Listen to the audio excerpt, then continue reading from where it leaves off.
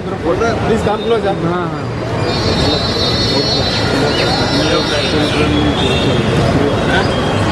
चालू पेटा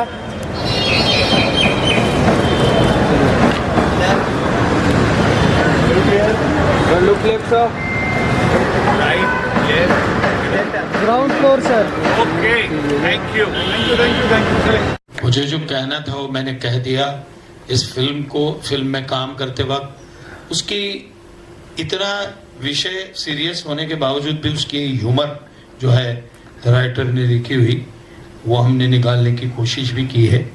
थोड़ी सी कहीं ब्लैक ह्यूमर है, कहीं तिरछी ह्यूमर है, बट है क्योंकि मतलब डायरेक्टर सुधीश के साथ तो पहली बार काम किया, उसने भी पहली बार फिल्म डायरेक्ट की और मैं तो पहली बार, लेकिन जिस तरह से उसने कहानी मुझे सुनाई पहली बार ही मैं दिमाग में मेरे वो अटक गई और मैं फिल्म करने के लिए राज़ी हो गया और बहुत अच्छा रहा, माहौल अच्छा रहा। और ये तो हमारे डॉक्टर साहब हैं, basically he is a doctor और डॉक्टर ही सोच सकता है इस प्रकार की फिल्म करना कि जो बिगड़ा हुआ समाज का स्वास्थ्य है वो सुधारे। करेक्ट है। Thank you. और मैं पुनः एक बार फिर से एक बार दर्शकों से माध्यम के द्वारा आह्वान करना चाहूंगा कि फिल्म जरूर देखें और इस विषय के लिए देखें जो हम सब इस विषय से शायद पर्सनली ना गुजरे हों, कुछ लोग गुजरे हों, लेकिन कुछ लोग देख के तो जरूर गुजरे हैं 100%। Thank you very much. आजकल कंटेंट स्टार होता है, सब्सटेंस स्टार होता है। एब्सोल्युटली। तो ये फिल्म सबसे ऊंचा स्टार है। इस फिल्म का कंटेंट यहाँ रियल लाइफ है और यहाँ रियल लाइफ है, तो आप ही हैं।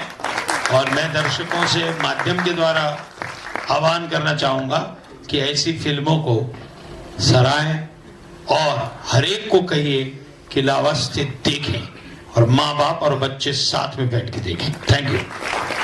Thank you so much. I think that's it. I'm feeling a little nervous, I'm feeling a little excited because it is a story which when it came to me, I felt it needed to be told and मुझे ऐसा लगा था कि ये कहानी audience तक पहुंचनी चाहिए किसी भी मीडियम के थ्रू। और आज फाइनली ये फिल्म बन के रेडी है जिसका ट्रेलर आप सभी ने देखा है। होपिंग कि आप लोगों को ट्रेलर पसंद आया होगा। Absolutely. Because कुछ ऐसी बातें होती हैं हमारी सोसाइटी में जो जिस टॉपिक्स पे हम यूजुअली टच नहीं करते हैं और आई थिंक फिल्म्स के थ्रू वो इश्यूज हम रेज करते हैं, अवेयरनेस रेज करते हैं उसके बारे में। So I feel very proud today to present this film to all of you. Thank you. मैं इसके लिए सबसे बड़ा धन्यवाद दूंगा जो मेरी टीम बैठी है। ये वाकई में उन्हीं की तारीफ मैं करूंगा कि उनका अगर मुझे साथ नहीं मिलता तो आज जो हम कर रहे हैं ना उस वक्त कर पाते ना आज कर पाते। कोविड के बाद में हमने एक चीज सोचा कि कोविड के बाद जो बॉडीज है लोग फिर इस डर से बाहर निकले, अपने के साथ वो अपने अंतिम यात्रा में शामिल होने लगे। लेकिन हमने देखा अस्पताल में ऐसी कई बॉडीज है जिसका कोई क्लेमर नहीं है। तो हमने पूछा कि ये बॉडी काफी एक लंबे समय से पड़ी है, तो हमें पता लगा कि ये लावारिश बॉडी होती है जिसका क्लेमर नहीं होता है, जिसकी कोई पहचान नहीं होती है, जिसका कोई परिचय नहीं होता है। वो बॉडीज वहां होती है, पुलिस जो है उसके अपने परिजनों को ढूंढती है, लेकिन अगर वो नहीं मिलती है तो एक लंबे समय के बाद उसका अंतिम संस्कार करते। फिर हमारी टीम ने सोचा कि क्यों ना हम इसका एक परिवार का हिस्सा बनकर के हम इसका अंतिम संस्कार कराएं। अब मुंबई पुलिस और रेलवे पुलिस जितनी है मुंबई से रिलेटेड उन सब की बॉडीज हमारी टीम के पास आती है। तकरीबन महीने में 125 बॉडीज हमारे पास हर धर्म की आती है, जिसका उनके मजहब के हिसाब से हम रीति रिवाज के हिसाब से उसका अंतिम संस्कार कराते हैं।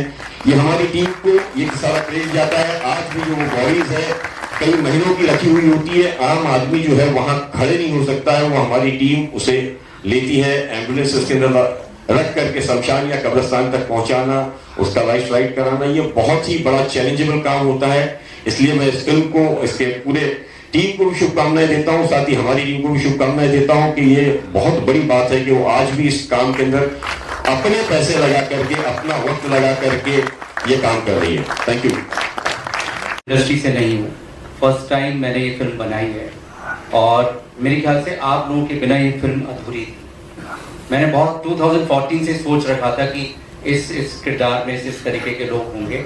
सुदीस मिले, सुदीस को मैंने स्टोरी बताई, इवन सारे टाइटल से लेके जो इसमें चरित्र जो निभा रहे हैं वो सारे नाम सेम वही रखे गए हैं।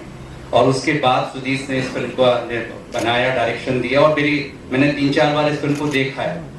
तो मुझे लगता है कि यहाँ मीडिया जो बैठी हुई है, मैं उनसे एक निवेदन करूंगा कि आप ही लोग हैं, देखिए मैं इस इंडस्ट्री का नहीं हूँ, फर्स्ट टाइम इसमें एंट्री की है और मुझ जैसे लोगों का उत्साह आप ही लोग बढ़ा सकते हैं कि मैं कंटिन्यू फिर से नेक्स्ट फिल्म बनाऊं। लेकिन इसका सारा दारोमदार आप सभी लोगों के ऊपर है। आप इस मैसेज को, जो इस फिल्म की कहानी है लावारिस लाशों की, लेकिन ये लावारिस लाशें अपने ही लोग जो अंतिम समय में अपनों के पास नहीं रहते हैं, उनके साथ रहता है लावास पे। आप जब फिल्म देखेंगे, मैं स्टोरी नहीं बता सकता हूँ, लेकिन ये आपके दिल को छूने वाली कहानी है, जन जन तक पहुंचने वाली कहानी है। हो सकता है इस कहानी के बाद से इस तरह की जो घटनाएं समाज में हो रही हैं वो रुक जाए। तो आप सभी हाथ जोड़ के, आप सभी मीडिया बंधुओं से मेरा मतलब हृदय से, क्योंकि मैंने अपने जीवन की सारी पूंजी इसमें लगाई है, मैंने अपना समय लगाया है और आप समझ सकते हैं एक फिल्म बनाना करीब 250 थिएटर में हम लोग प्लान कर रहे हैं रिलीज का। तो हृदय से मेरा मतलब मैं आपसे हाथ जोड़ के निवेदन कर रहा हूं कि जन जन तक अपने माध्यम से, मीडिया में बहुत ताकत होती है, आप चाहें तो उसको बहुत आगे तक ले जा सकते हैं, चाहें तो वहीं रोक दें। तो इन्हीं शब्दों के साथ मैं विराम देता हूं। मैं चाहता हूं कि सुदीस कन्नौजिया, रोहन So लोग आप जो यहाँ आए हैं हमारी फिल्म लावास्टे के लिए, हम चाहते हैं कि ये film word of mouth publicity, media की पब्लिसिटी थ्रू से पूरे मीडिया इसके लिए मदद करे। एक अच्छी फिल्म बनाई है तो उसके लिए एक अच्छा प्रमोशन की ज़रूरत होती है, एक अच्छा मार्केटिंग की ज़रूरत होती है। मैं कुरुश देबू, आप सब लोग मुझे डॉक्टर रुस्तम पावरी के किरदार मुन्ना भाई MBBS से जानते हैं। मैंने यहाँ भी एक डॉक्टर का किरदार किया है, लेकिन साइकियाट्रिस्ट का किरदार किया है और जो मेन प्रोटैगनिस्ट है उसके साथ मेरा मेन रोल है। तो I really enjoyed my character, मुझे बहुत अच्छा लगा और पूरी टीम के साथ मुझे काम करने का अच्छा लगा। मनोज भाई जोशी के साथ भी मैंने काम किया है इस फिल्म में। तो मैं चाहता हूँ कि अगर अच्छी फिल्म बनती है तो उसके लिए प्रॉपर मार्केटिंग, प्रॉपर रिलीज़ होना ज़रूरी है और मीडिया का साथ होना ज़रूरी है। तो ऐसी अच्छी फिल्म के लिए हम चाहते हैं कि आप सब लोग का सपोर्ट रहे और मेरा किरदार भी इसमें अच्छा है, बहुत ही सीरियस किरदार है, कॉमेडी नहीं है। तो ये फिल्म में जुड़े रहने से मुझे भी बहुत एक अच्छा फीलिंग्स हो रहा है कि एक अच्छी फिल्म के साथ मैं जुड़ा हुआ हूँ। लावास्टे एक बेंचमार्क फिल्म है, याद रखिए अगर ये फिल्म ऑडियंस थिएटर में देखने जाएगी तो छू लेगी और ये फिल्म उनके दिमाग में कंटिन्यू चलती रहेगी।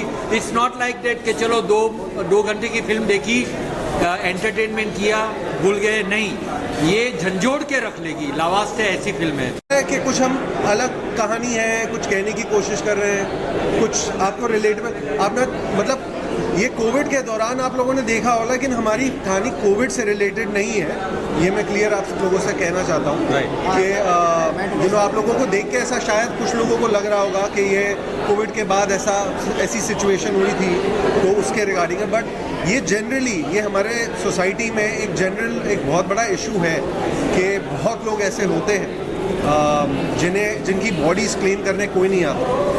और मेरा ये मानना है पर्सनली, जब मैंने ये कहानी भी सुनी थी, कि हर इंसान को उतना हक ज़रूर होना चाहिए कि वो डिसाइड कर सके कि उसका खुद का अंतिम संस्कार किस तरीके से हो, कैसे हो, उसकी मर्ज़ी का हो।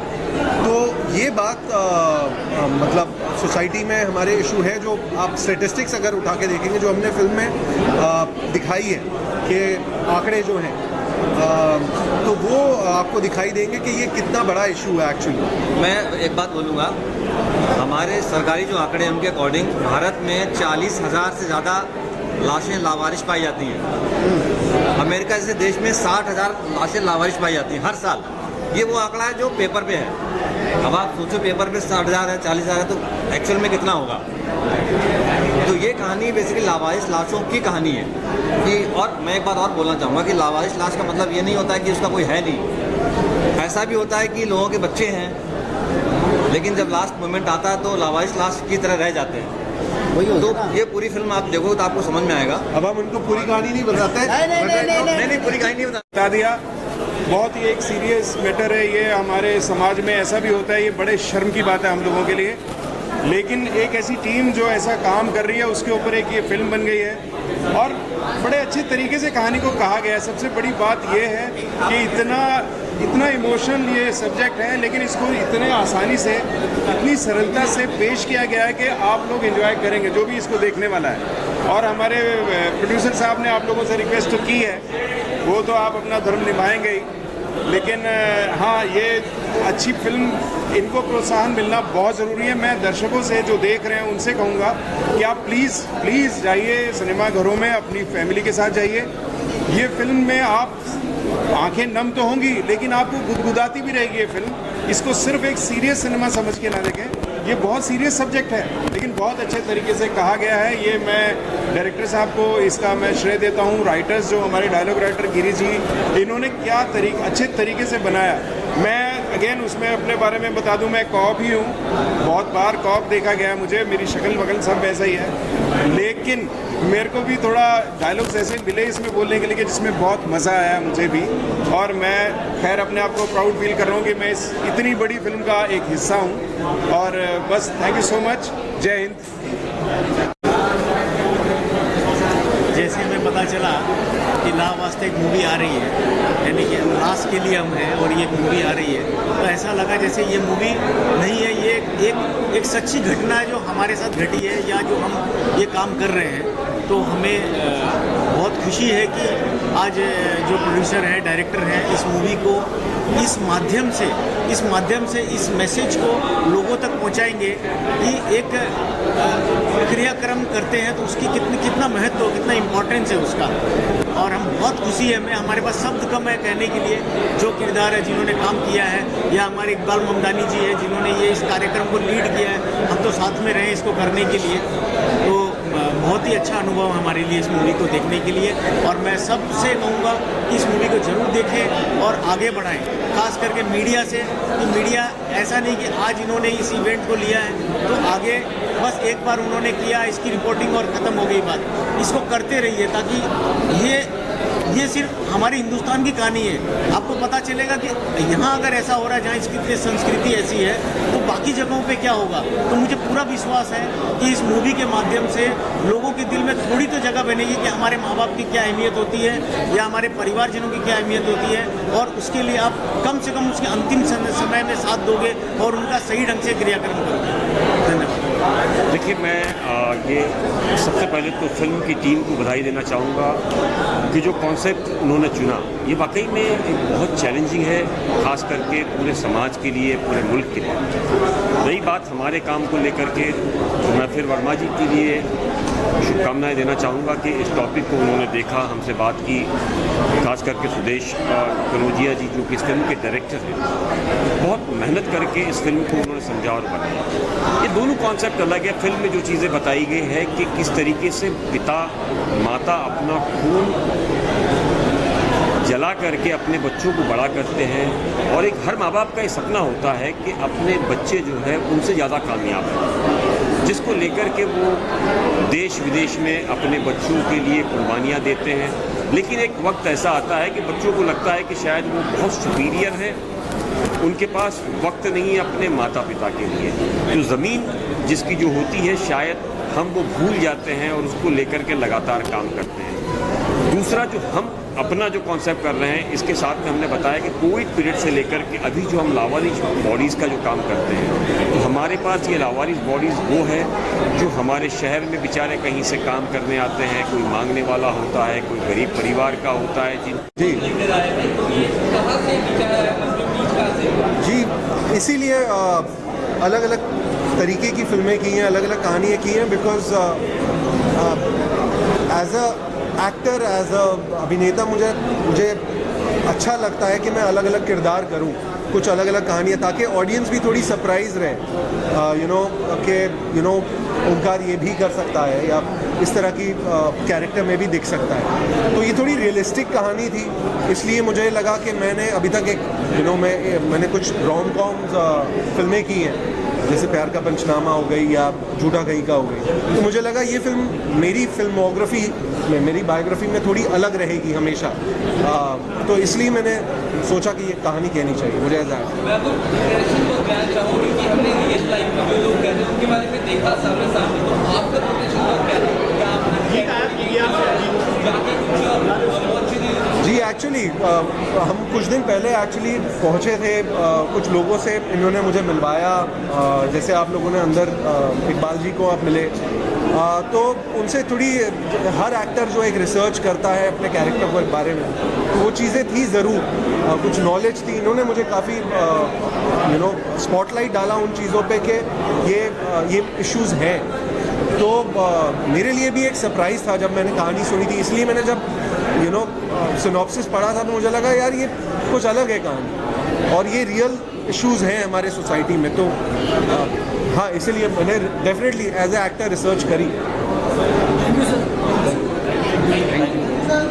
आई मीन हम कलाकार ऐसी कहानियों के लिए ही भूखे होते हैं, मतलब हम चाहते हैं कि कुछ ऐसी कहानियाँ हो, ऐसी स्टोरीज़ हो जो हम ऑडियंस तक पहुँचाएं। और मैं अपने आप को खुशनसीब मानूंगा कि मुझे ऐसा किरदार प्ले करने का मौका मिला जो एक प्रोटैगनिस्ट है ऐसी कहानी को लेकर।